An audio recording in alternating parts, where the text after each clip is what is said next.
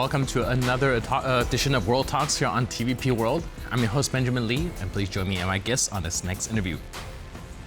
Now, raising tensions along NATO's eastern frontier have grabbed global attention after repeated airspace violation. From Russian MiG-31s flying without transponders over Estonia to drone incursions over Poland, the UN Security Council has convened to address these provocations as Poland and its allies call for concrete deterrence. Joining us today on TVP World to analyze these developments is Andrzej Derlatka, former chief of the Polish Foreign Intelligence Agency, whose intelligence background gives him a clear lens on these threats and the stakes for national and alliance security. Hello and welcome to TVP World. Welcome.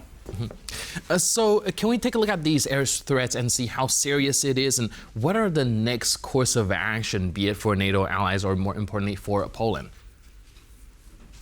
Yes, it is very dangerous because of Russian policy of restoring imperial.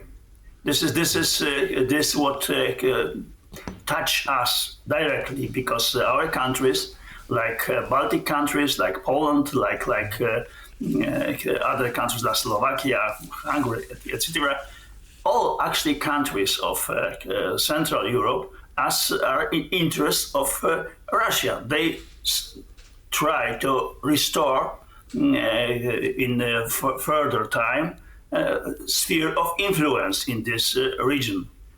It means that Poland will be again satellite of Russia, like during post-war times, during communist Poland.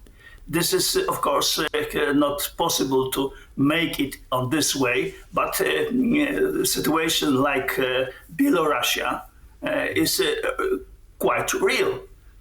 We don't want it. We know Russians from worst side, for very bad side, for 123 years we were colony of Russia.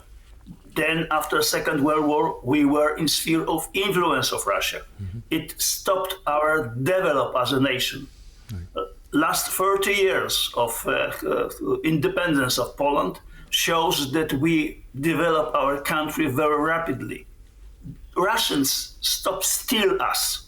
So stop treat us as a colony, and it make free our possibilities, our powers to restore Poland as a strong country in Europe. It is a problem for Russia because Poles are very conscious what Russia is.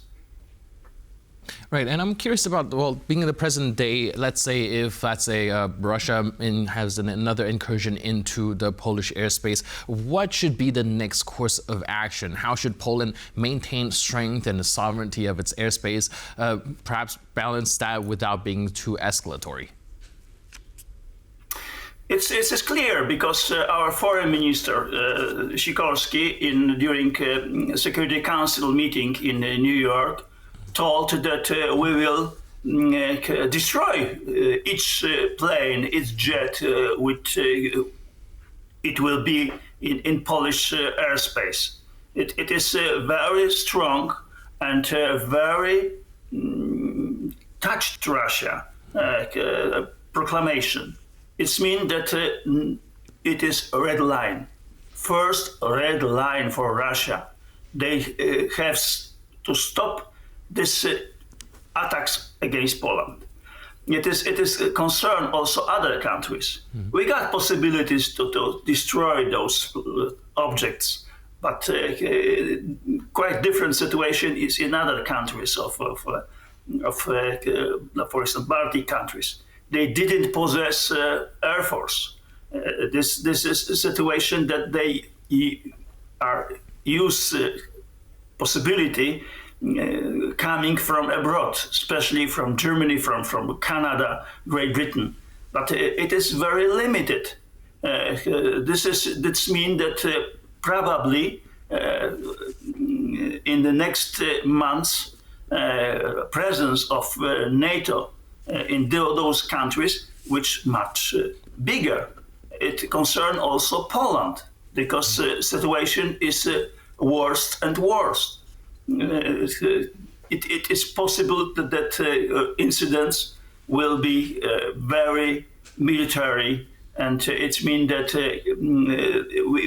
we are on this spin of incidents. It could be attacks. There could be attacks against our critical infrastructure, against our forces, etc. All possibilities are open. This is a very dangerous situation.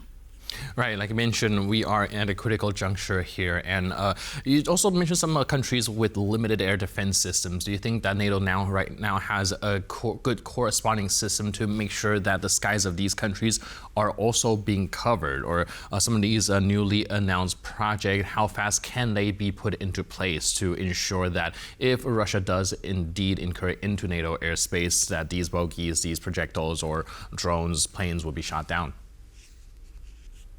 Yes, Air Force and protection against air attacks are one of means used by Russians.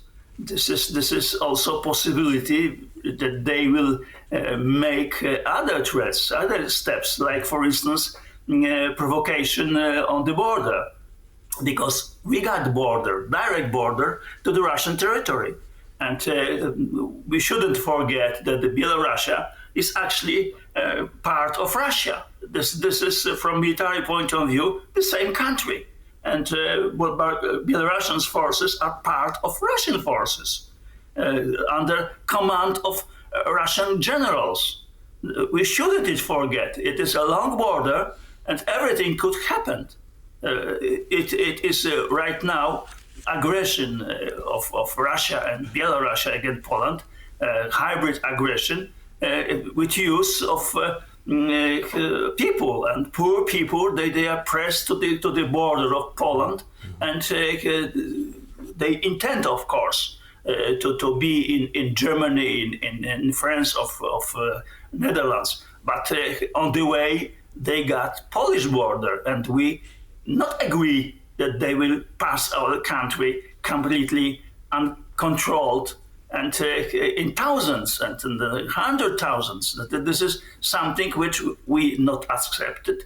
And Belarusians and Russians, they know about it, and they do intently this, that we make us problems, like troubles, and this is part of hybrid war.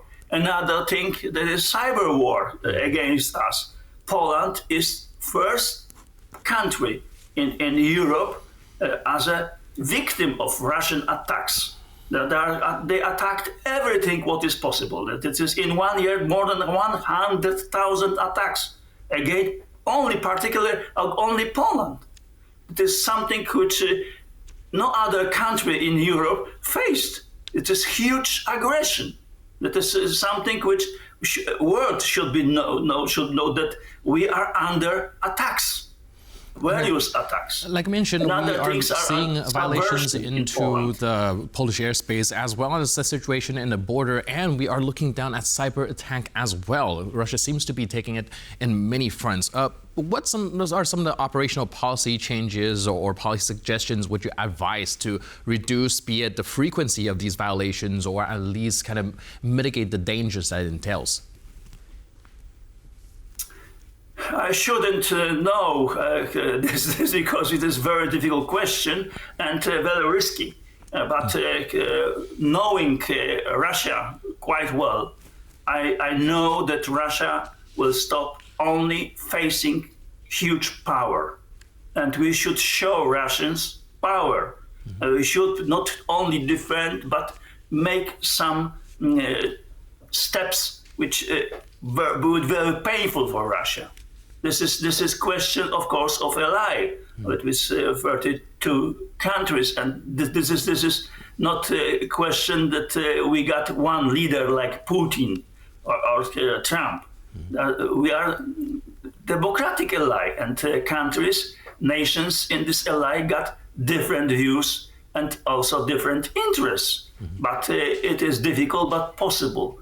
the time is enough, right, to do this, that Russia should be faced with painful threats, painful steps from other side.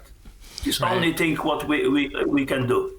Right, like you mentioned, Russia needs to be held accountable, and perhaps force is the only language that it understands. Thank you so much for your input and insight. Really appreciate it. Thanks for being with us on TVP World. Thank you very much. Yes. Thank you. And thank you for tuning into this edition of World Talks. But for more news, update, and commentary, please stay tuned to TVP World.